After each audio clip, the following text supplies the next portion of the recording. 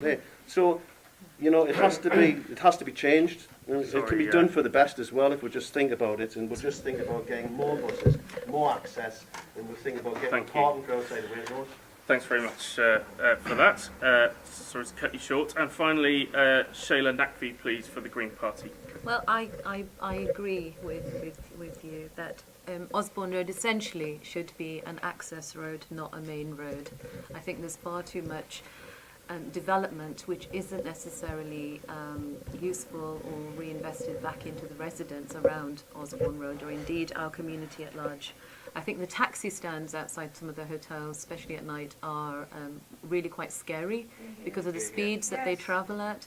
I've had a couple of mishaps just crossing the road, having visited friends, and it's been very, very frightening. So I think that needs to be looked at.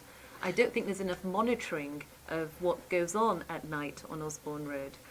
But during the day, I think it's a lovely stretch of land, and it would be a devastating thing to do, to turn it into a through road and as a main point of access for this part of Newcastle.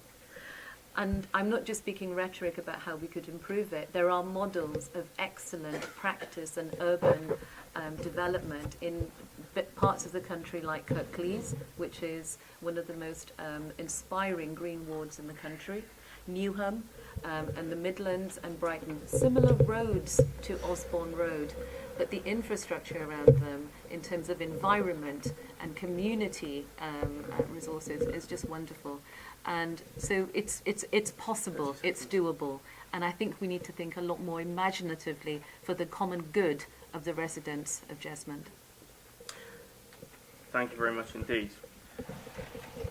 The final question. Excuse me? Oh, I'm sorry. I'm sorry. Apologies, Jerry. And finally, on question 3, which just to repeat is what role does Osborne Road play in Jesmond Local Access Road or Through Road, and how would you outline its future? I am sorry. For all that eloquence, I'll, Jerry Keating.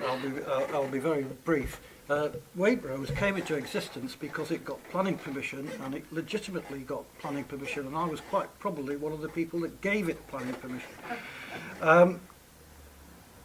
With regard to the general question, is it an access road or a through road? It's quite clearly at the moment it is operating as both. So the question is whether it should change gradually from one to the other. And the only way that will happen is if the traffic is more prepared to use the Great North Road.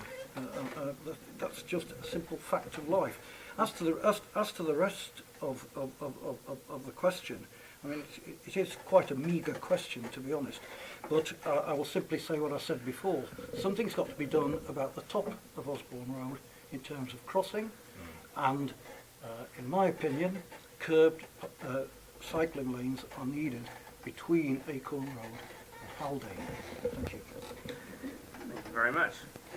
Now, question 4, last question, and hopefully a more substantial question, if indeed the last one was a bit specialised, is what do candidates feel are the next steps for Acorn Road? I'm sure everyone's aware of the proposals, or that there are proposals for Acorn Road. So first of all, please, Shayla Naqvi for the Green Party. I think Acorn Road is the hub of the community, as we all know. It's a shame that we've lost a couple of independent shops lately, and I agree with you as well, Mr. UKIP, that we've lost the fishmongers that I used to visit quite a bit. I think a cycle route still is necessary. My initial idea for Acorn Road was, why on earth isn't it pedestrianised? It just seems so silly that it's congested. I think the business case for Acorn Road in terms of, sorry, can you hear me?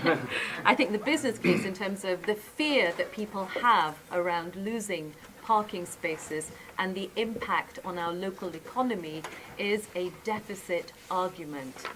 Research has shown, and there's ample research around that can prove this, that 67% of users of local businesses happen to be pedestrians and cyclists, people who do not use cars, in other words, to use those very shops on our doorstep. And I think we need to be a lot more creative, again, about the use of that landscape. I don't think there's enough green spaces. We've got some nice benches and so on, but it tends to be monopolised by the same people who use those benches. I think we need places and spaces for children and young people.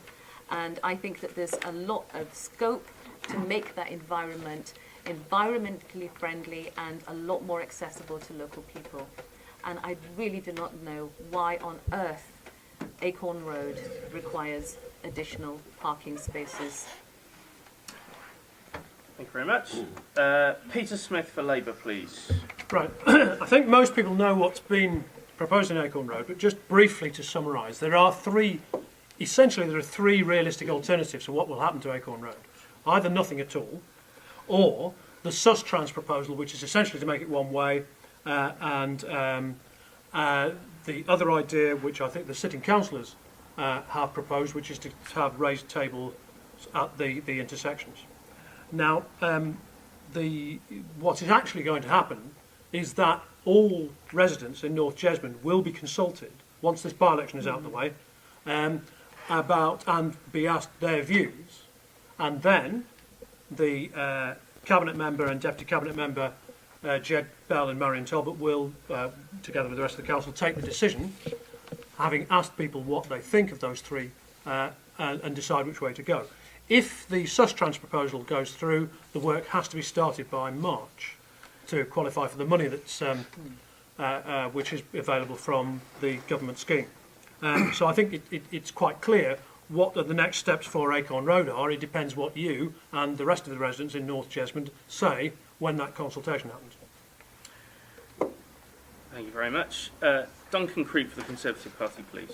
Thank you. I received a letter from Sustrans on Saturday afternoon, and the proposal, along with the Newcastle City Council's own highway design team, is to have a one-way system running from St George's Terrace through to Osborne Road. I can honestly say I am mightily relieved that the nonsense of pedestrianise it has gone. It would have turned Acorn Road into a ghost road. It is a destination shopping. People come as far north as the Scottish borders and as far south as North Yorkshire to go and shop there. They need to park. It is that simple.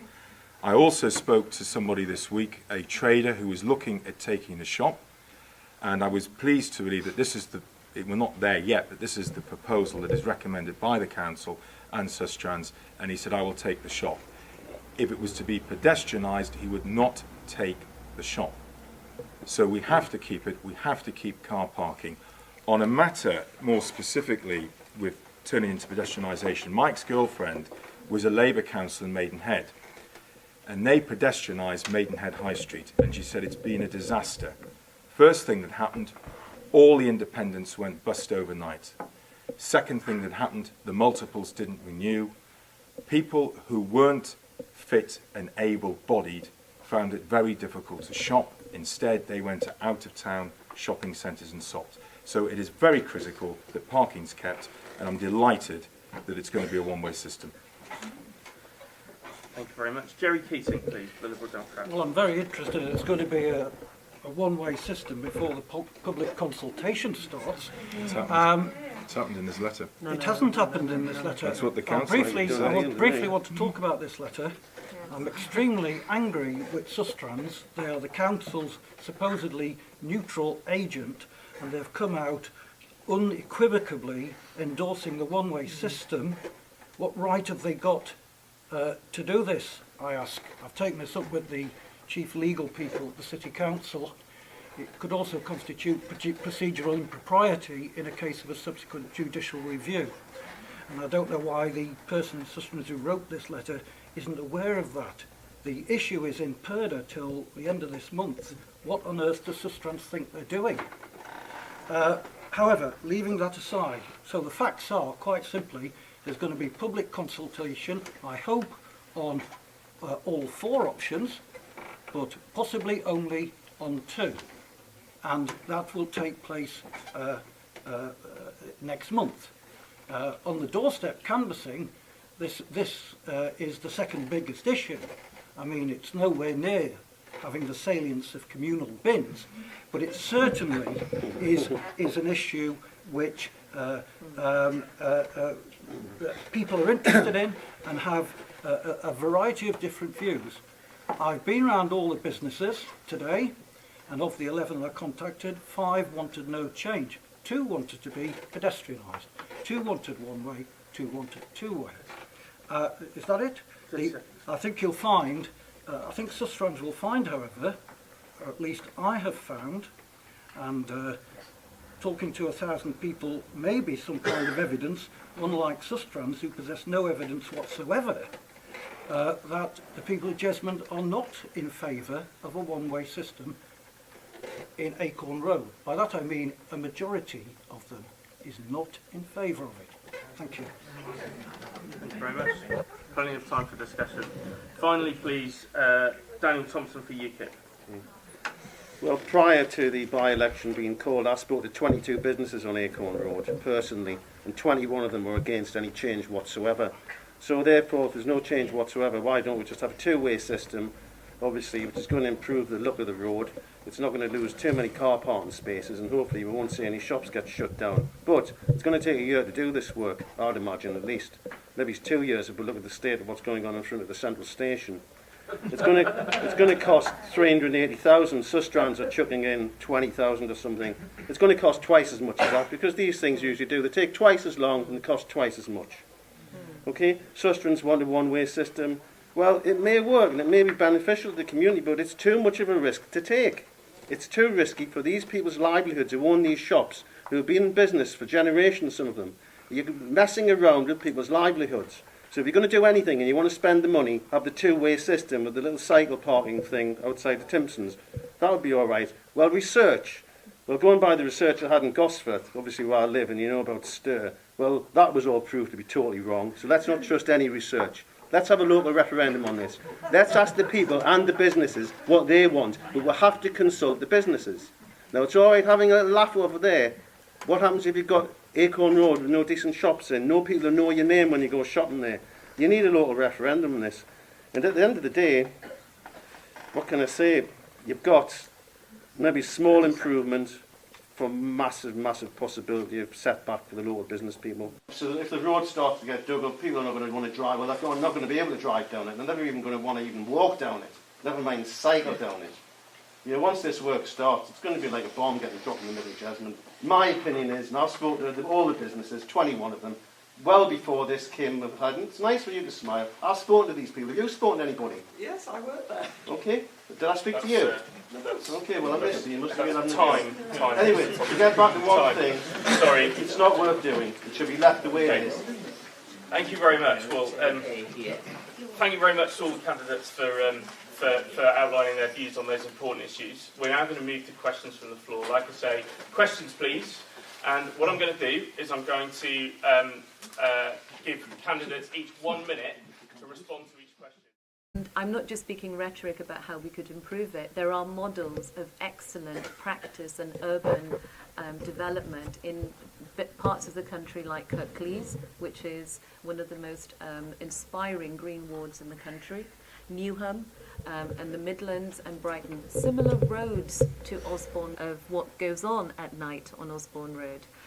But during the day, I think, you know, it's a lovely stretch of land, and it would be a devastating thing to do, to turn it into a through road and as a main point of access for this part of Newcastle. And so, you know, it has to be changed. You know, it can be done for the best as well if we just think about it, and we'll just think about getting more buses, more access, and we'll think about getting parking for outside the railroad. Thanks very much for that. Sorry to cut you short. And finally, Shayla Nakvi, please, for the Green Party. well, I outside some of the hotels, especially at night, are really quite scary because of the speeds that they travel at. I've had a couple of mishaps just crossing the road, having visited friends, and it's been very, very frightening. So I think that needs to be looked at. I don't think there's enough monitoring. I agree with you that Osborne Road essentially should be an access road, not a main road. I think there's far too much development which isn't necessarily useful or reinvested back into the residents around Osborne Road, or indeed our community at large. I think the taxi stands